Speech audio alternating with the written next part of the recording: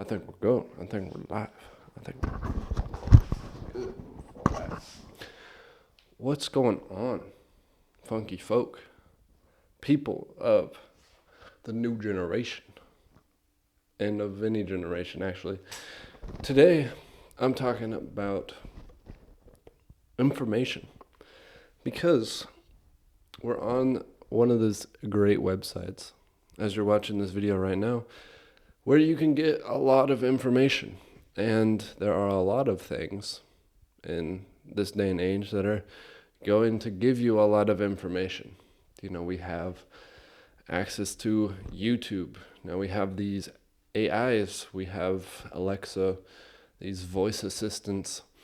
We have just infinite ways of attaining new information, which is great. It sounds like a utopia. And sometimes it is, but within that, we have to be kind of careful because the idea that we have access to all the information possible sounds like we can learn anything, right? We can have all the information, which we can, but that doesn't directly translate to learning that information or actually being able to pick up the skill that information is portraying. And this is something that's very important to me. How do we navigate most efficiently learning things? Because we are living in the prime time of learning. We have access to all of this information, but unfortunately, it isn't just about taking it in, about the consuming of more and more that is actually going to get us to learn. Learning to me is very important because I love to learn things. I take a big chunk out of my life just spending trying to pick up something new, trying to grasp, whether it be a language, something I can do with my hands, whether it be movements, whether it be mathematics. I just like to pick up new things and have the ability to add one extra thing to my toolkit.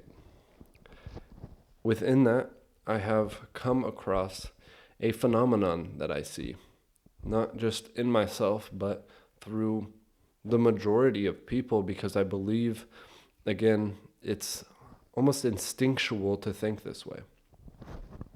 I see people trying to pick up a new hobby, let's say playing guitar, and they go online and they watch a video how to play guitar, you know, the basics of the hand positioning, maybe a few chords. And then you say, okay, great, I can get that. That was pretty simple. Then they move on to another video and another. And maybe they're learning intermediately at this point. They're taking a few of the pieces of knowledge and taking time to practice them. But as they continue on, they hit a point where they just continue to watch another video. The next thing when it comes to guitar. Oh, this new technique that's come out. Oh, this player plays it differently than everyone else. How is his success going to help you? And you can just look through thousands and thousands of videos and continue to get this information that feels very important because, of course, you want to learn guitar, right? So it's important for you to know this. It's beneficial for you to take this in.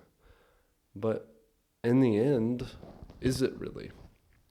I've come to learn that learning in and of itself does not happen through quantity, but rather quality. It is not the amount of information that you need to take in order to learn better. It's how you process the small amount of information that you're taking in at the beginning without letting that being overridden by more information coming in consistently. This is how we have to approach life because we have the opportunity to literally look up anything, know anything, see anything. This is how it is in this day age of technology. And People, the algorithm knows this as well. If you look up a video of how to watch or how to play guitar, for example, you're going to instantly see hundreds of other videos relating to guitar and music theory on your suggestion page. And you're going to be bombarded by titles that feel, it makes you want to feel like you need to know this. Something that's interesting, something that's groundbreaking, something that's new. Or a really big piece of it is a lot of this shortcut. People go out there and find ways to cheat the system, basically, or at least they portray it as such. Here is 3 easy tips on how to learn guitar faster than anyone else. These cheats, I've come to find, it doesn't matter what area they're in, hardly ever work. It's hardly never the case that you have to put less effort in to get a better result, or to even get the same result.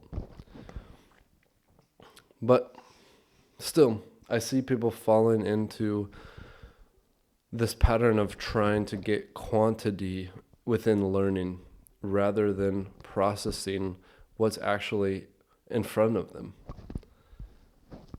And I have fallen into this myself. I have been more or less a victim to it. And I do believe it's instinctual, because learning, having the opportunity to have more knowledge in front of you seems good. On the monkey brain level, of course, having more is better. But when you think about it, what does having more information actually do in this situation? Having more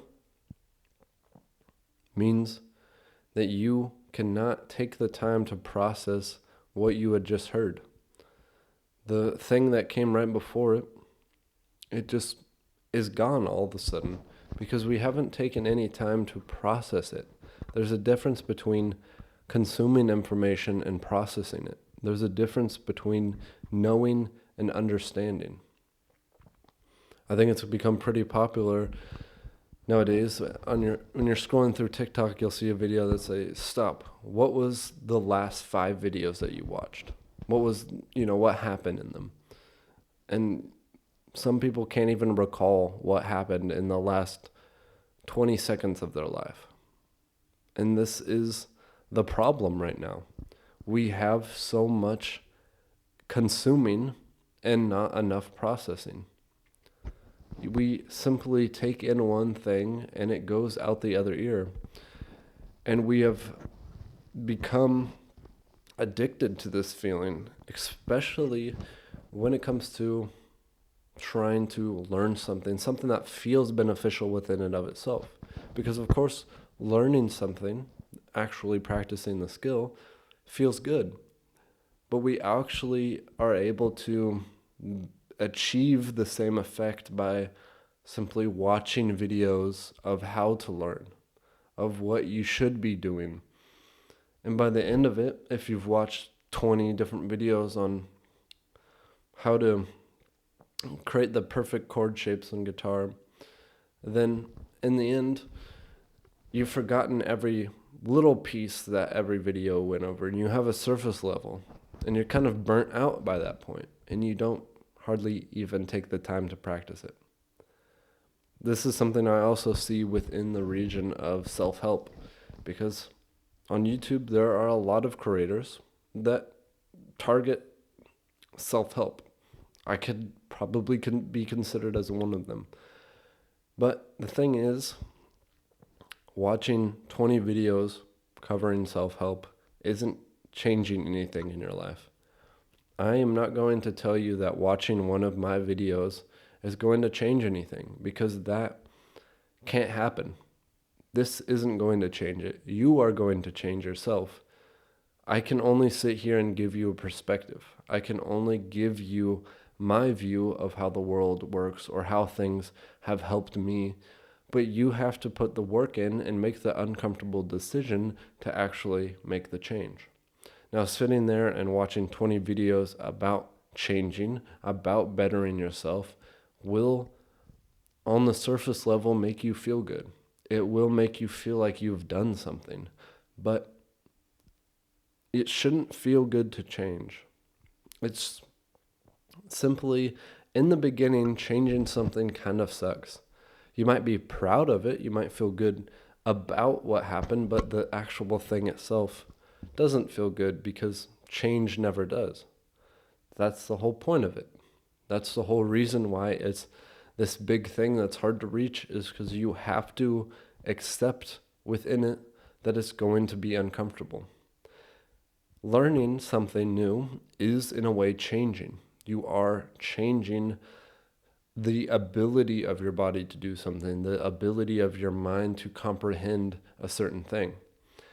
And that has to be uncomfortable as well. Trying to learn something new, for example, I've been messing around with cards, and trying to learn how to shuffle cards at the beginning is very uncomfortable. Your hands don't know what to do, the cards fall off, It just is messy. It is uncomfortable. It doesn't feel natural. But if you practice over and over and over again, you get over that hurdle of change. And then it starts to feel good. Now it's fun. It flows. You can shuffle the cards this way and that way. Great. Everything is going to feel like this. But when we have the option nowadays, instead of practicing the thing, I can watch a video about how I should practice the thing, and that should be beneficial for me, right? That should push me all in the right direction, right?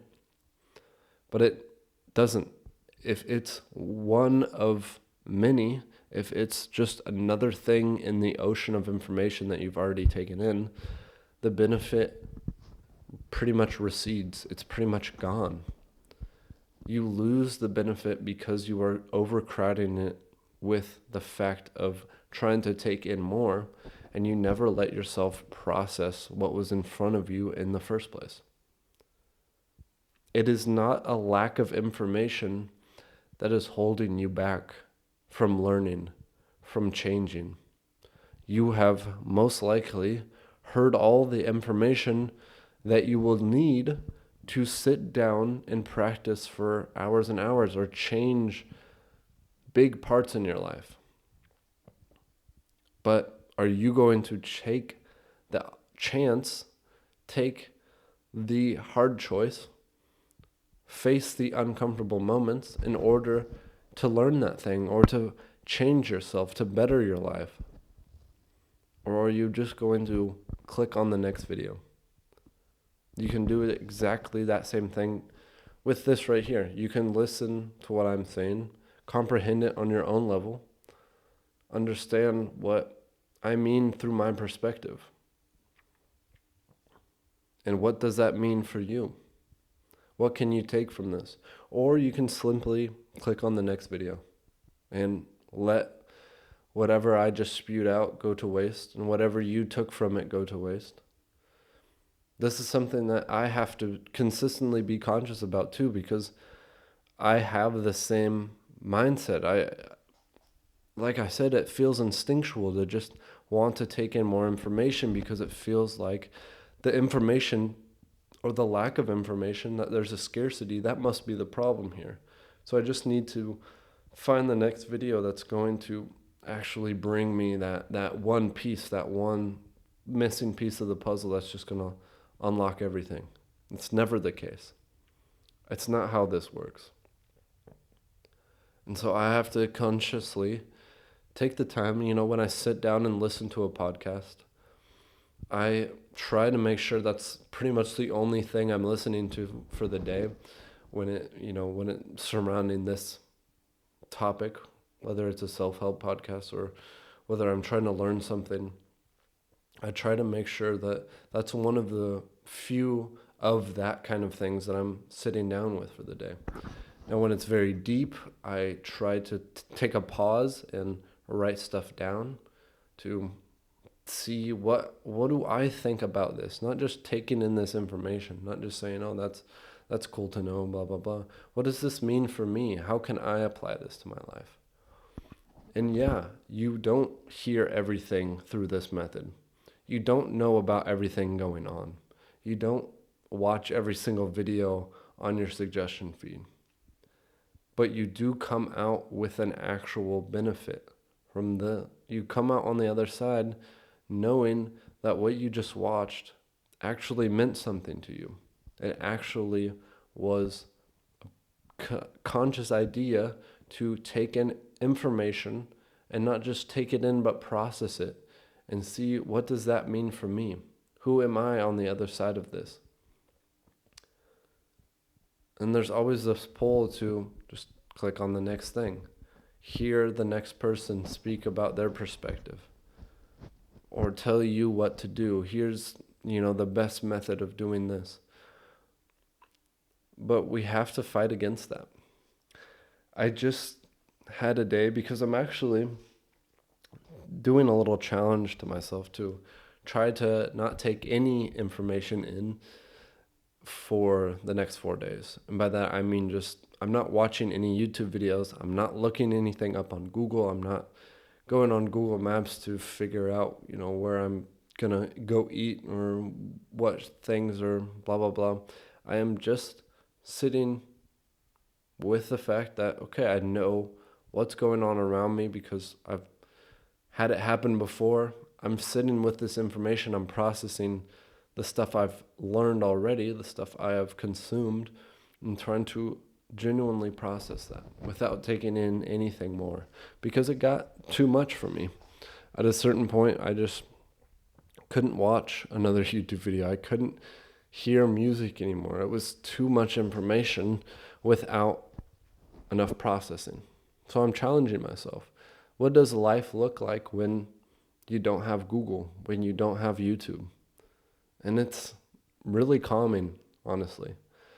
I just cooked some sweet potatoes, which I haven't done because I usually eat them raw. You can eat raw sweet potatoes, by the way. Not a lot of people know that. They taste good. This is my advertisement for eating raw sweet potatoes. But I tried to cook them today, and I was like, wait a minute. I can just Google this. I can just look up the best way to cook stuff. And I go, well, no, I'm doing this challenge. And I was like, well, it's not that big of a deal if I just look up this one thing, right? And I said, but why do I need to? I've cooked things before. What is the problem with not choosing the most efficient way to do something? What is the problem with just giving it a shot, trying it out? Why do I have to know the exact recipe, the exact most efficient way to cook something? Why can't I just give it my own shot and see how it turns out? Another thing that I saw a guy on Instagram talking about this is he himself realized, for the last few years of my life, every restaurant that I've decided to go to has just been a suggestion from Google Maps. I've just went on, looked up whatever kind of food I wanted to eat, and I'd pick one of the top 2 suggestions. When was the last time I just walked down the street and saw a restaurant and went in? It just doesn't happen anymore. Why do I feel like I need to go on there, find the best restaurant with the best reviews, look at all the pictures, make sure it's, a good environment, it's not too far away, it's not too expensive? Why do I need to know all of that before just going in and trying something out? It's great that we have access to all of this information, but when we start living in the way that it's do or die, where we have to consistently make the most optimal choice, it just takes away a bit of life from us. Because it's not just about the result of a decision you make. It's how the decision is made itself. It really does change what it actually means to you when you make the decision right. When you consciously make a decision, rather than just picking whatever restaurant had the best photos, whoever had the most money to spend on advertisement and throw up there on Google Maps. When you actually take the time to just try something out, well, maybe this, you walk by and it smells good in there. or they have cool decorations out front. And just give it a try. Why do we have to know exactly where we're going, know exactly where we're heading all the time? I'm trying this myself. I'm trying to just simply live in the spontaneous decision, the unoptimal decision, because that doesn't mean that it's a bad decision. It's just learning. And I feel once you make a decision in this way, you learn a lot faster because it's so conscious what you're doing there. It's so beneficial. Yeah. And that's pretty much all I wanted to get out here in this podcast. And I'm just going to leave you again with the fact that if you're watching this, you took in some information. I gave you some things to think about. And you have every right to click on the next video. Nothing's going to stop you. But I would suggest try taking a break, thinking about this in the whatever way you do that best, whether it be writing, whether it be talking with someone else, whether it be talking to yourself. Process it and apply that. How can you take something that you've learned from this to apply it forward? This is the question that I'm going to continue to ask myself every time I consume content. What can I take for this and what can I apply with it?